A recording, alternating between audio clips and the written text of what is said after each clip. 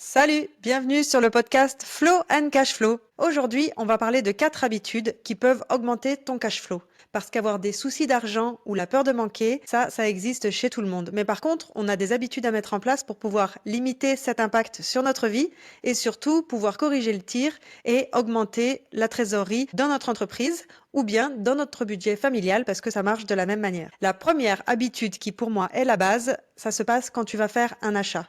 Alors souvent quand on va faire un achat, ça peut être par internet, mais quand on va au magasin, de regarder pour acheter le prix au kilo, c'est vraiment l'habitude numéro 1 à mettre en place quand on veut acheter un produit. Alors souvent on va acheter une marque, on va acheter une pub, on va acheter un créateur de contenu qui a vendu ce produit-là.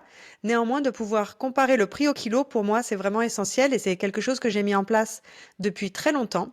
Et vraiment, ça change la note à la fin des courses. Donc, je t'invite vraiment, si tu n'as pas cette habitude-là, à comparer le prix au kilo, que ce soit les fruits, les légumes, les pâtes, peu importe le produit, les amandes, ça marche pour tout. Et d'ailleurs, ça, on peut aussi faire la comparaison avec 3 fournisseurs. Moi, quand j'étais acheteuse dans une entreprise, dans une PME, c'est la base. Quand on fait un appel d'offres ou quand on fait des achats, on compare 3 prestataires, 3 fournisseurs, on compare tout, le prix, les conditions de livraison, la qualité, la provenance, etc.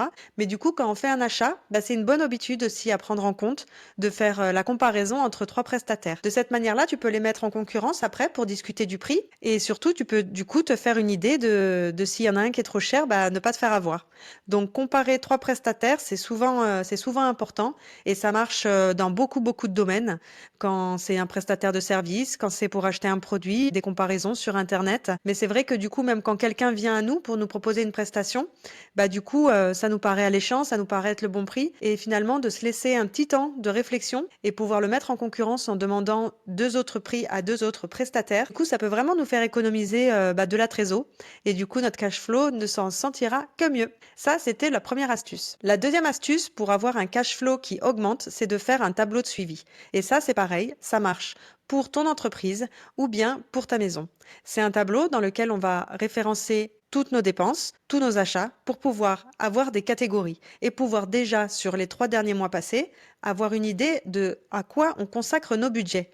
Quelle est la part pour l'alimentaire, quelle est la part pour l'habitat, quelle est la part pour les logiciels en ligne qu'on a achetés et qu'on n'a jamais résiliés. Ça vaut le coup d'ailleurs de faire un petit tour du côté des prélèvements bancaires parce que la plupart du temps on a des choses qui sont automatiquement débitées mais on ne sait plus du tout à quoi ça correspond. Donc de faire un tableau pour suivre ça, c'est la deuxième habitude à mettre en place. Un tableau de trésorerie, de suivi de trésorerie pour un entrepreneur, prestataire, pour un auto-entrepreneur, c'est toujours la même chose. C'est quelles sont mes dépenses fixes, quelles sont mes dépenses variables et quelles sont mes dépenses exceptionnelles. Et de l'autre côté, quels sont mes revenus réguliers, quels sont mes revenus exceptionnels. L'idée, c'est vraiment chaque mois de pouvoir faire une photographie de l'état des dépenses fixes, à savoir qu'est-ce qui est de l'ordre des logiciels automatiques dont on a besoin pour le développement de notre entreprise, les frais fixes divers et variés, les frais bancaires, les frais d'immobilier, de location, de coworking, etc. Ça, c'est la première partie des dépenses. Ensuite, il va bien falloir aussi économiser, mettre de côté, faire de l'épargne tous les mois. En fait, quels soient nos revenus, il faut mettre de côté un petit peu. Si on gagne 1 000 euros, il faut mettre 10 euros. C'est pas grand chose, mais à la fin, avec les intérêts composés qui vont fonctionner, surtout le fait de garder cette habitude tous les mois, on va cumuler. Et le but, c'est pas forcément d'avoir une grosse enveloppe. Si nos revenus ne sont pas très hauts, ça va pas faire une grosse enveloppe. Mais par contre, si on a un déplacement professionnel à faire, une petite dépense inattendue, ou alors des clients qui s'arrête du jour au lendemain, du coup, on a ce petit matelas épargné. Quels que soient nos moyens, c'est vraiment essentiel. Après, quand on a plus de moyens, on épargne toujours et on va réinvestir cette épargne dans des placements qui vont nous rapporter des intérêts et des fruits, beaucoup plus de fruits. Mais même quand on n'a pas beaucoup de revenus, il est très important d'épargner. Ça va faire partie du budget des frais fixes, on va dire, qu'on garde en vue dans notre trésorerie. Avec les frais bancaires, etc., la catégorie épargne, c'est une catégorie à part entière. Tous les mois, ça sort de notre compte pour aller alimenter un autre compte et c'est non négociable. Il faut vraiment que ce soit une habitude. Ensuite, il y a la part aussi de dépenses personnelles. Alors c'est très important d'avoir une toute petite enveloppe de dépenses personnelles, même quand on démarre, même quand on est rémunéré par Pôle emploi, même quand on a évidemment des plus gros salaires, mais au démarrage d'une entreprise, je pense aux auto-entrepreneurs qui n'ont pas forcément les reins très solides au niveau financier. Le fait d'avoir des petites dépenses personnelles et d'avoir une petite enveloppe pour se faire plaisir, se racheter une paire de chaussures, facture, voilà, se faire un ciné ou quoi que ce soit, c'est hyper important. Alors si on a des petits revenus, c'est une petite enveloppe et du coup, de pouvoir célébrer le moment où on dépense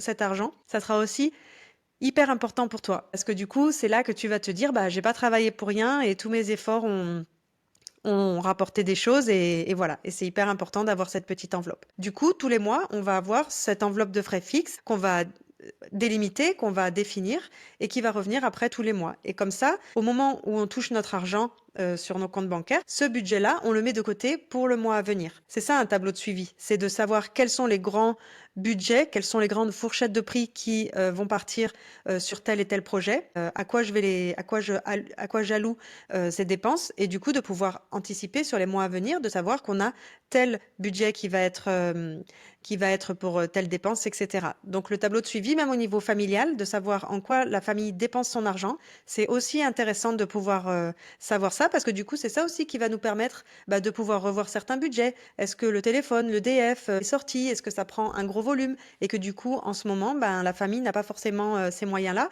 Ou alors, est-ce qu'au contraire, on se retrouve à la fin du mois avec une enveloppe de trésorerie assez importante? Et du coup, est-ce qu'il n'y aurait pas un petit investissement ou un petit placement à mettre en place pour pouvoir après récolter les intérêts composés de ces investissements. En tout cas, c'est important d'avoir une vision de cet argent. Il y en a beaucoup qui sont phobiques de l'administratif et phobiques des budgets, charges, URSSAF, TVA, etc. Mais il y a un moment donné, si on veut être en croissance, si on veut que notre entreprise elle fasse de beaux fruits, il faut qu'on puisse mettre le nez dans toutes ces choses-là. Et tant qu'on n'a pas une entreprise assez grande pour que ce soit un directeur financier qui s'en occupe pour nous, c'est à nous de nous en occuper. Et c'est important, c'est quelque chose qu'il faut vraiment mettre au cœur de nos préoccupations au quotidien. Et même une fois que l'entreprise est très très grosse et qu'on a un directeur financier et tout un service comptabilité, il faut quand même avoir l'œil aiguisé pour pouvoir avoir un esprit critique, faire confiance évidemment à son staff, mais aussi pouvoir avancer avec, être force de proposition et puis comprendre aussi ce qui est apporté par les membres de l'équipe en termes de propositions et de changements et d'organisation financière de l'entreprise. La troisième habitude à mettre en place, c'est de revoir quel est le mode de règlement de nos clients. Il y a pas mal de choses à faire de ce côté-là et le cash flow, il est dépendant des dépenses, mais il y a aussi les recettes. Et la gestion des recettes, la planification des recettes, c'est aussi un volet sur lequel on a la main. Quand on démarre une activité, qu'on recommence tout de zéro, c'est une chance parce qu'on va pouvoir éduquer nos clients. On peut très bien faire une facture et nos clients nous payent un mois ou 2 mois après. Par contre, on a plusieurs solutions pour augmenter notre cash flow. La première solution, c'est de demander un acompte, un paiement à la signature, par exemple, de la moitié et le solde à réception du livrable, si c'est par exemple une prestation de service. Ça peut être parfois un petit peu délicat, surtout au démarrage. On est déjà content d'avoir eu un client, on a galéré pour arriver à faire signer nos premiers clients et d'avoir en plus le volet finance à devoir discuter et à demander un acompte, on peut être un petit peu frileux. Et je le comprends, c'est pas toujours facile. Néanmoins, si on a ça en tête, dès la proposition, si on fait un devis, dès la proposition du devis ou les premiers échanges de mails, on le met directement en fait dans les échanges. Comme ça, l'information elle est donnée et après quand on en parle au client, en fait c'est comme si l'information il la connaissait déjà et nous on lui rappelle juste. Donc demander un acompte, c'est assez facile. Après les clients, si jamais ils ont des difficultés financières ou qu'on a des clients ou des prospects potentiels qui ne peuvent pas soutenir le prix qu'on leur a demandé, on peut aussi mettre en place des échéanciers. Un paiement sur 3 mois, c'est assez facile. On peut utiliser le petit logiciel qui s'appelle Stripe. Ils prennent très très peu de frais par exemple et c'est hyper commode. On va pouvoir être payé sur les 3 mois de manière certaine. On génère un lien de paiement, on l'envoie par mail. Ça prend 5 minutes tout au plus et c'est assez pratique. Du coup, il y a pas mal de clients aussi qui vont aimer cette proposition parce que pouvoir échelonner et étaler sur plusieurs mois le paiement d'une prestation, c'est plutôt avantageux. Après aussi, selon nos configurations, selon les configurations de chiffre d'affaires, on peut aussi mettre en place du coup du récurrent et du coup là c'est aussi du prélèvement automatique qui peut être mis en place parce que comme ça le client, on est sûr qu'il paye, on n'est pas obligé de faire des relances automatiques. Et d'ailleurs, ça m'amène au dernier point, les relances automatiques. À partir du moment où on émet une facture, c'est à nous de nous assurer que l'encaissement sera le plus rapide possible. Donc il y a tout un tas de logiciels et d'assistantes virtuelles en ligne qui permettent de manière automatisée de pouvoir faire des relances automatiques conventionnel ou moins conventionnel, à un rythme régulier. Mais sinon, nous, en tout cas, c'est quelque chose qu'il faut qu'on garde en tête. Le client, il a d'autres préoccupations au quotidien que notre facture. Quand on est indépendant ou quand on monte sa boîte, ben, nous, on peut peut-être penser que nos clients, ils pensent qu'à nous. Mais non, la facture, elle peut être oubliée, ça peut être le mauvais mail du destinataire à qui on l'a envoyé, et c'est pour ça qu'ils nous répondent pas. Donc, c'est à nous de faire le job. C'est à nous de nous poser la question, est-ce que mon client l'a reçu? Je lui fais un mail, 2 mails, 3 mails, et voir selon la typologie, l'habitude et la catégorie de nos clients. Est-ce que c'est le mail qui fonctionne le mieux? Est-ce que c'est un petit message sur LinkedIn? Est-ce que c'est un coup de fil? Et après, voir pour du coup faire des relances automatiques et systématiser le process. Parce que au plus on systématise le process, au plus on automatise les relances, au plus vite l'argent revient chez nous. Et ça augmente aussi le cash flow. Voilà, c'était les 4 astuces que j'avais à te donner aujourd'hui. Dans le prochain épisode, je te donnerai 5 autres astuces, mais cette fois pour augmenter ton flow. Là, c'était le cash flow, la prochaine fois, ce sera le flow. C'était Chloé et je te dis à bientôt.